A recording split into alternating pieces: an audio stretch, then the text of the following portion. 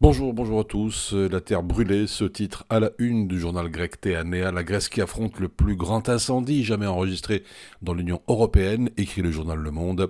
La Grèce est de nouveau en proie aux flammes. Le feu qui a tué 20 personnes provoquait un désastre écologique et économique. Un porte-parole de la Commission européenne souligne que Bruxelles a mobilisé près de la moitié de sa réserve stratégique de bombardiers d'eau pour aider la Grèce à combattre les plus grands feux de forêt jamais enregistrés sur le vieux continent depuis le début du siècle. Dans Sud Presse, la Commission européenne souligne que 11 avions de lutte contre les incendies et un hélicoptère de la réserve stratégique de l'Union européenne ont déjà été envoyés. Ils étaient stationnés en Croatie, à Chypre, en France, en Allemagne ou encore en Espagne. Plus de 400 pompiers de 7 États membres sont aussi sur place. Pas moins de 81 000 hectares sont déjà partis en fumée. Également dans la presse, dans le Faso.net, le retrait des casques bleus du Mali, la deuxième phase s'annonce difficile, titre le site. À la requête du Mali le 30 juin dernier, le Conseil de sécurité avait mis un terme immédiat à cette mission lancée en 2013 pour empêcher une prise de pouvoir par les djihadistes, prévoyant donc un retrait de ces quelques 13 000 militaires et policiers d'ici le 31 décembre prochain. 1096 casques bleus ont été rapatriés dans leurs pays respectifs, mais l'ONU connaît des difficultés compte tenu de l'insécurité et des conditions de transport. Le coup d'État au Niger a également eu un impact sur leur plan de retrait qui repose sur l'utilisation des zones de transit de Cotonou et de Lomé et donc nécessite de passer par le Niger, note El Rassimouane, le chef de mission de l'ONU. Quant à la deuxième phase, elle s'annonce plutôt compliquée. Cette deuxième phase prévoit la fermeture de 6 autres bases d'ici le 15 décembre. La mise en garde d'El Rassimouane soulignant les centaines de kilomètres que devront parcourir plus d'1 millier de camions dans une insécurité omniprésente. Et à présent, la revue de presse maghrébine, le Maroc, un des leaders qui tire le secteur de l'aviation en Afrique, ce titre dans le matin.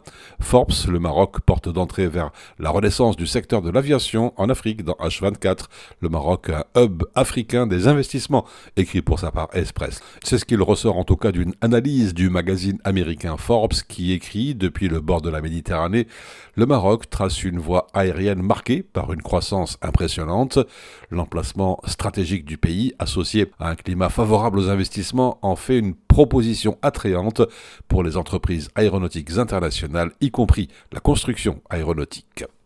Dans Tunisie Webdo, l'agence de notation japonaise Rating Investment and Information a dégradé la notation souveraine de la Tunisie de B à B- en maintenant la perspective négative, une décision motivée essentiellement par la situation budgétaire extérieure difficile. L'agence japonaise considère que la conclusion d'un accord avec le FMI est une condition importante pour sécuriser les financements extérieurs, maintenir aussi une stabilité macroéconomique et assurer une croissance durable à travers la réalisation des réformes structurelles. Enfin, en Algérie, Mustapha Benjama et Raouf Farah condamnés à la prison ferme, ce titre dans TSA. Le journaliste et le chercheur ont été condamnés à 2 ans de prison ferme et une amende de 200 000 dinars par le tribunal de Constantine. Selon le Comité national pour la défense des libertés, Benjama et Farah ont été condamnés dans l'affaire dite du financement étranger et de publication d'informations classées secrètes. TSA rappelle que Raouf Farah et son père, Septi, avaient été placés sous mandat de dépôt le 19 février dernier dans le cadre de l'enquête sur l'affaire Amina Bouraoui, l'activiste franco-algérienne qui a fui l'Algérie pour la Tunisie avant de rejoindre la France suite à l'intervention du consulat français à Tunis.